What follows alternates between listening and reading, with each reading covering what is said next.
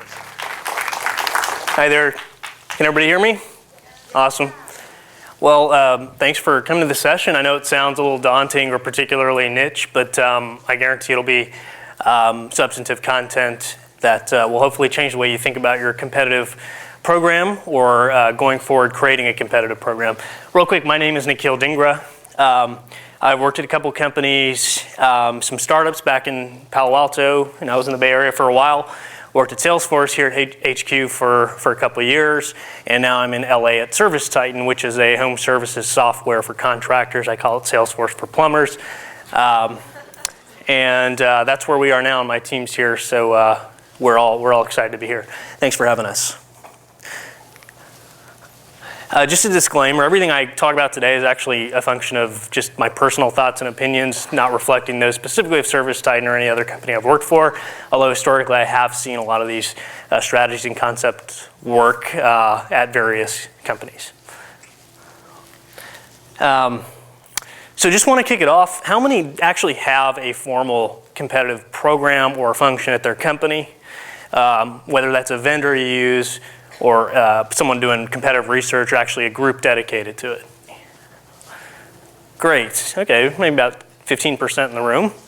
Awesome, so this will be super relevant for you, and I hope that for those who didn't raise their hands, it'll help you think about how we can add additional value as product marketers by incorporating competitive into our product marketing framework.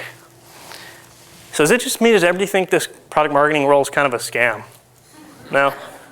All right, so this is something to show how we add value.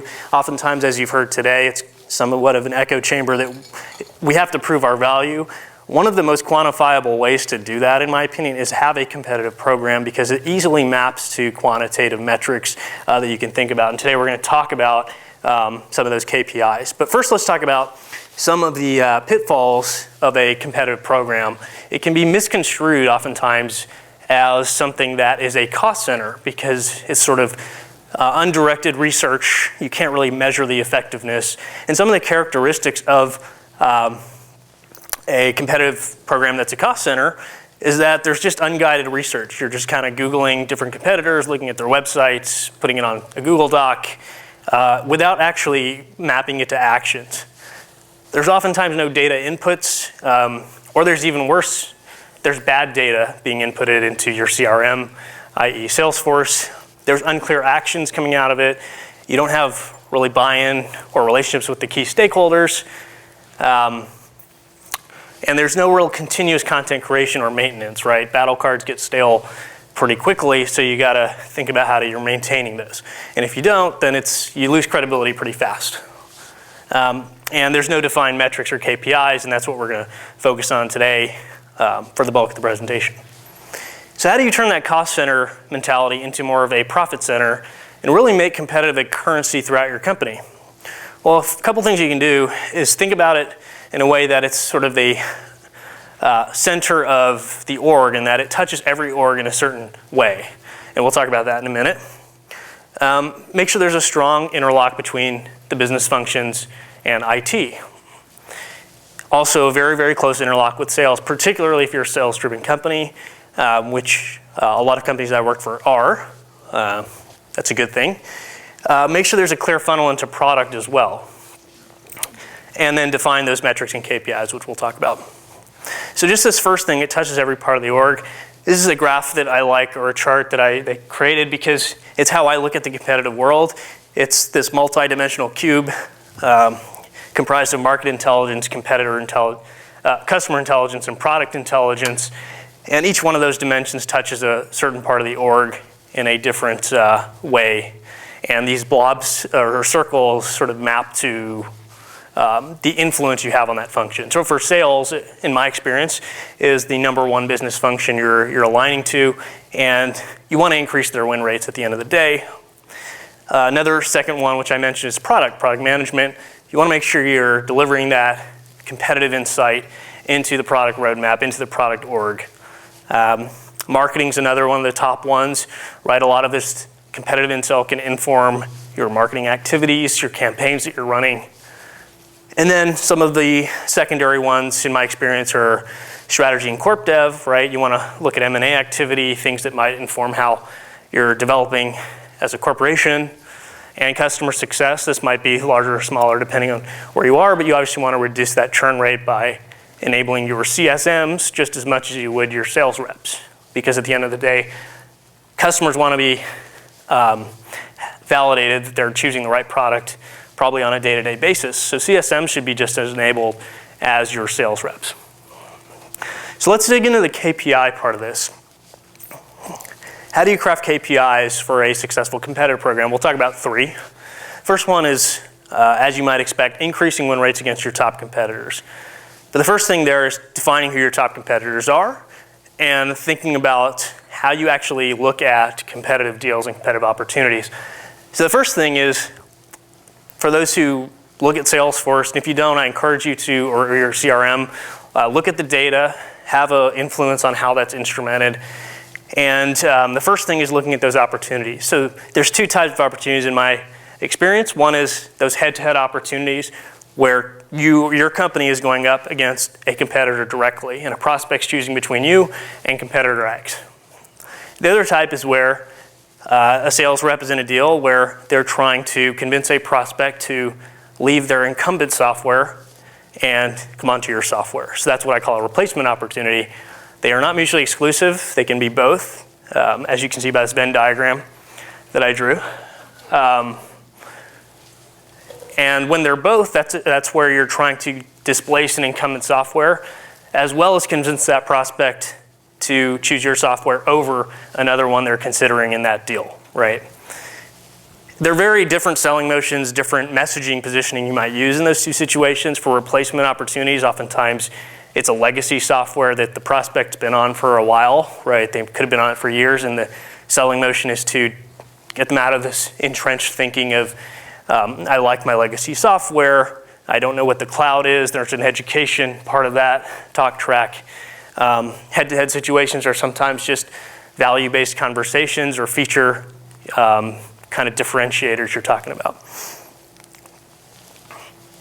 So the other thing is you got to identify who your top competitors are so you can then analyze that data. Here's a Tableau report we used at our company. I've redacted the information, and when I did that, it turned to a big blur, so I apologize.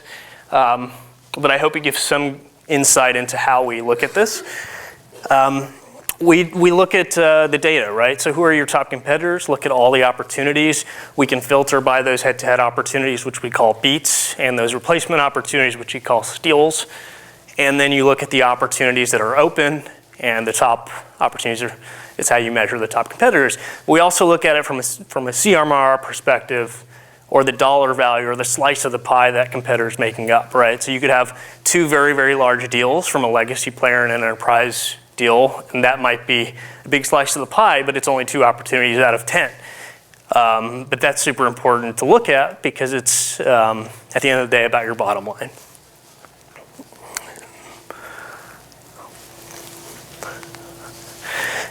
Another thing to do is not just look at it at the opportunity level, but look at it at the AE level, right? Get granular.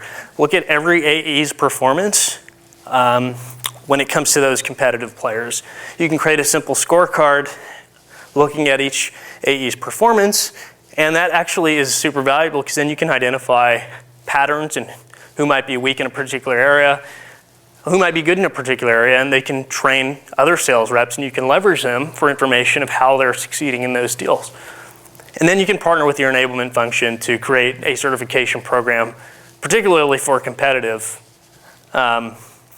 so you're really honing in on that skill. Another strategy for increasing win rates is when you're analyzing the data and the opportunities and the wins, don't just look at all the channels consolidated. Look at each channel specifically, cold, outbound, warm outbound, whatever you might call it at your company, events, marketing. We had a situation recently where we saw 1 month our cold outbound channel was performing, as you can see by the first arrow, pretty well, right? In the loss category, it wasn't making up a big chunk of that. And then the next month, it was making up 3x that. So you would think cold outbound, that's probably the weakest channel because it's hard to work cold leads. But this was particularly a weird anomaly. So we investigated that, and we found that the cold outbound channel was weak in a particular competitive area. So the action coming out of that was, let's talk to those SDRs or XDRs, whatever you call them at your company, and let's make sure they're trained appropriately on that particular competitor to have those introductory conversations. Let's move on to KPI number 2, churn rates. Just like you want to increase win rates, you want to decrease churn rates against your top competitors. A good way to do this is, again, go back to the data, go back to the instrumentation of whatever CRM you use.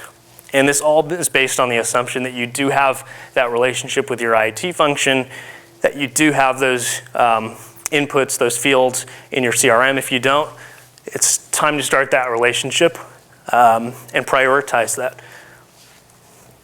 So some example disposition codes we have, and disposition codes are just basically reasons why we lose or reasons why we churn, are as follows. One is product gap. Did you lose that deal or did that customer churn because of a particular product gap? You don't have an accounting integration. You don't have a mobile app. And all those fields are in Salesforce, and the sales rep has to choose it. It's a required field. That's pretty critical. As you know, sales reps are really great at inputting information. Pricing, budget, right? Was it too expensive at the time for them? Did they not have the budget? Was it the wrong time of year?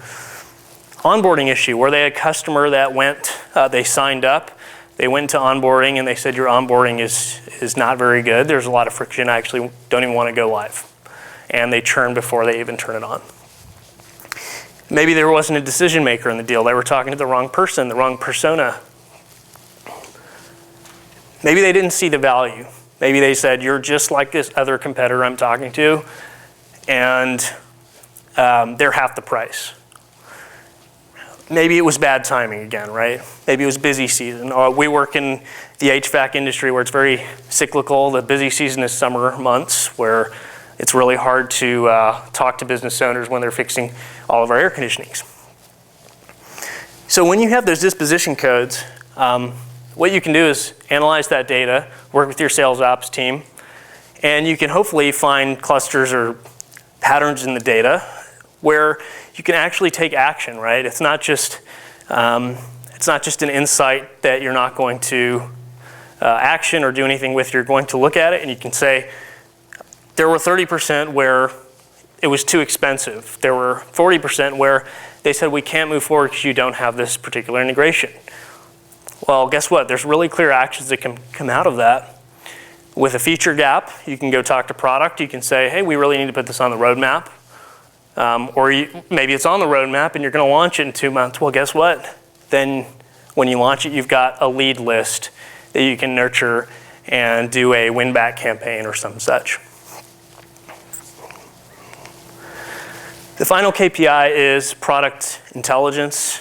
So delivering that product intelligence to product management. And do it on a continuous basis, right? A lot of times product management builds product based on their own sort of principles, their own framework. It could be anything from they don't talk to us, so they don't know what customers want, to they don't have a roadmap, or maybe they are doing their own research. But at the end of the day, we have a lot of that value, and we've got to funnel it back to product, and we've got to construct a real framework that helps us do that. And I'm going back to the data again, right? Those disposition codes, when you hone in on those product gaps, if you're seeing patterns, you can go back to product and say, guys, we really need this on the roadmap. You've got a business case at your fingertips. All you have to do is point to the data and capture it. A lot of times features sound the same, and if you stack up your features against your competitor, they'll look very much the same. But what's very different about products is that features do different things and they solve different business problems, and there's nuances that us as product marketers can dig into and really understand how we're different, right? How are our workflows different? How are we achieving their business solutions in a unique way that actually moves the needle? Competitors' new releases, right? Release notes are a really powerful tool you can look at. They're usually public for your competitors. You can go in there, you can look at it, capture that information. and funnel that back to product and highlight what's different, highlight what's unique, help them inform their roadmap. And then teardown analysis. This is kind of one of those where it could be done by product, it could be done by product marketing. But I imagine a product teardown conducted by product marketing is much different than it would be by a product person, right? We're able to look at that product demo and we're able to say, oh, this is why it's different from a messaging perspective, from a usability perspective, from a customer experience perspective. So really get into those product demos and look at the product, deconstruct it, and you got to do it on a continuous basis, right? The other thing is when you're doing battle cards, have a very clear product portion of it where it's talking about what are those workflows that we do better? What are those nuances? What are those deal-breaking features that we have that the competitor doesn't? And because they don't, the customer cannot actually do business as they would expect, and it will hurt their bottom line.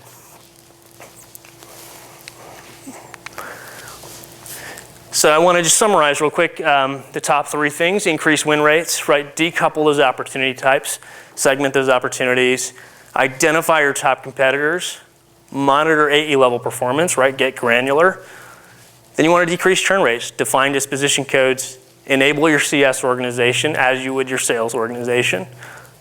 Execute win-back campaigns on the data. That's a really quick win you can do. And finally, deliver competitive intel to product. Stack rank those product dispositions, conduct product teardowns, capture that information, and relay that to product. The big assumption here is that you do have that interlock with IT. You do have that data in Salesforce. You do have sales reps inputting the information. All of that is not trivial. It requires training, socialization, continuous kind of updates and making sure that they're staying on top of it. Just a final pro tip, create a bi-weekly or monthly competitive report for internal socialization, right? If you're doing all this work, socialize it. Create an executive summary for leadership and make it actionable. For every data point you have or every statement you're making, you can create an action item and say, it's not necessarily product marketing doing this, but we recommend that CS Ulta training or something like that. A lot of times there's clear actions like creating a win story, right? If you see a deal where, if we go back to that Venn diagram, it was a replacement opportunity and a head-to-head opportunity, that's a great 1-2 punch because you've got a deal where an incumbent software was displaced and you also beat out a modern competitive software. So you've got 2 competitive stories right there. You can create quick stories, deliver that to sales as well as CS, right?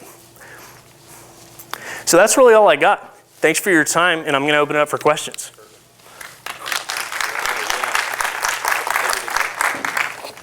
All right, thank you. Don't start this on real quick. Perfect. All right. Any questions around the room? All right.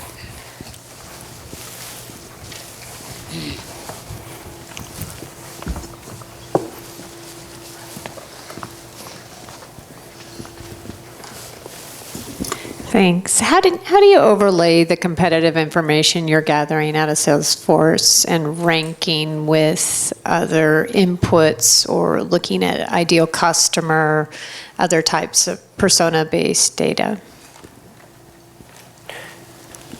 So how do I really segment at the persona level, it sounds like? Yeah, based on the competitive information that you have, there's a lot of plays you can run, but then how do you overlay that top understanding of the buyer, what they want, and how you're going to go after them? So I think that when we have that non-decision maker disposition code, we also have sub-disposition codes, right? So if it wasn't the decision maker, but you had a conversation, as an example, maybe you weren't talking to the business owner, you were talking to the marketing manager. That's not a throwaway conversation. That's something that you should capture, and you should say, we talked to an influencer in the buying cycle, but we also need to get to the business owner. So I think it's capturing that persona and those call notes, and then using that to nurture both of those personas. So one thing we do is we create persona-based collateral. If you're talking to an office manager or marketing manager, maybe it's a one-sheeter and you're talking about the benefits for that role, but there's also a call to action or a, like a business owner type messaging at the bottom that then says, hey, give this to the business owner after you're done and tell them why it's so valuable to you, but also to them. So it's kind of a Trojan horse, so to speak. I'm not sure if that answers your question, but that's one of the ways we look at different personas. Any other questions?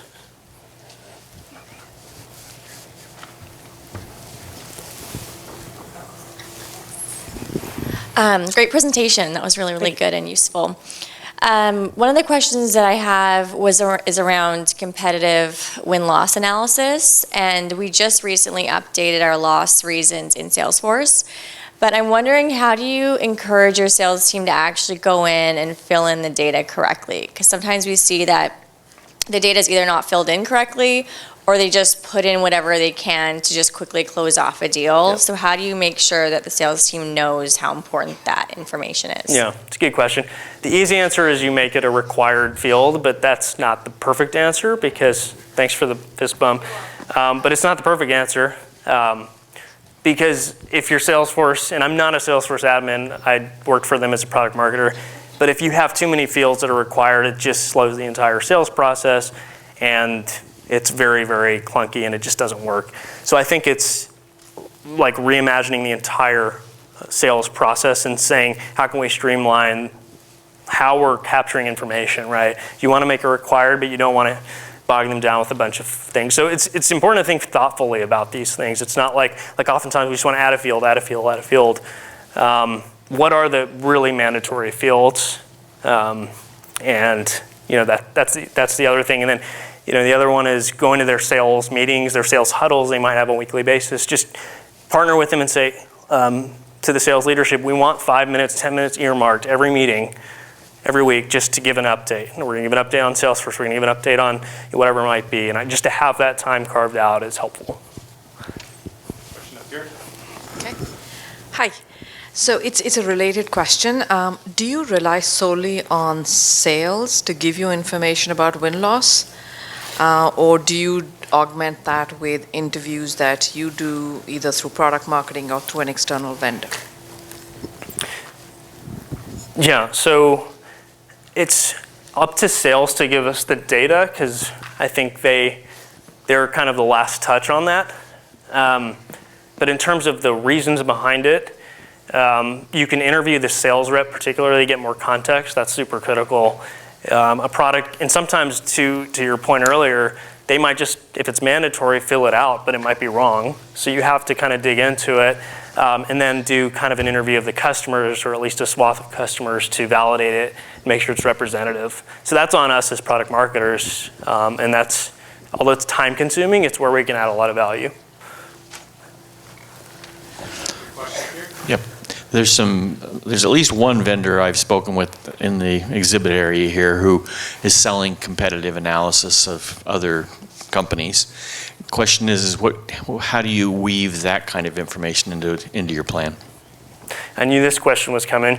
I'm going to be diplomatic and somewhat agnostic. I will caveat it. We are piloting a few competitive tools, some of which are present today. They're all great. They all have unique things about them. For every company, it's probably going to be different what gaps you're trying to fill. For us, we really want kind of an always-on tool that's automated because, oftentimes you'll have leadership or someone saying, "What's going on with this competitor?" And it's a good way to have that in your back pocket.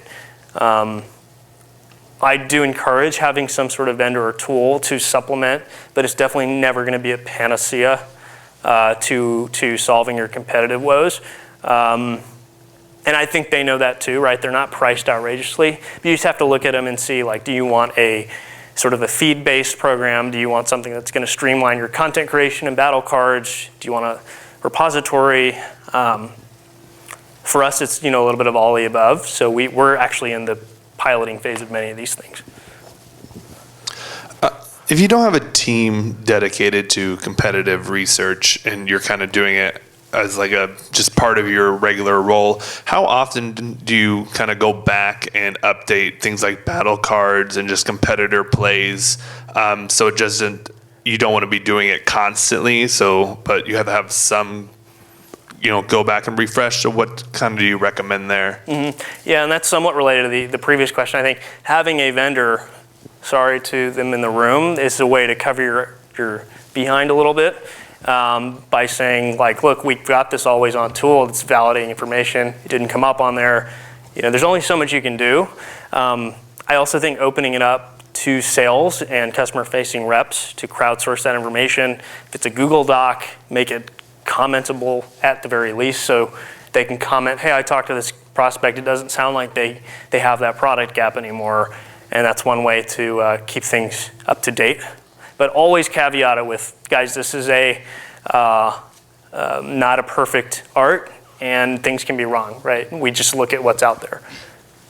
I think one of the things we've done too is anytime we do have one of those competitive steals is interviewing that customer and then going back and updating, right? How was your experience with that competitor or so? I have a specific question actually too on disposition. One of the things that I found personally is that sometimes buyers come in with a little bit of bias towards a particular vendor as they had success in a previous role. And I'm just curious, if you've run up against that in ServiceTitan, if that's a disposition that you've considered, and then how you approach that from a CI perspective, right? Because if somebody's really in love with a particular vendor and they go into a new role at a new company, so. I think that's where the clusters of information is important. You will have those edge cases, but if you do look at like a report of all of the dispositions, hopefully it's not a pattern. If it is, it's valid, right?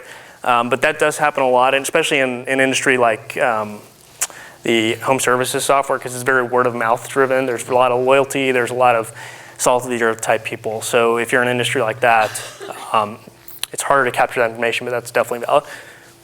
Cool. Any other questions? Nope. Going once, going twice. All right, let's give a great big round of applause again for Nikhil. Thank you so much.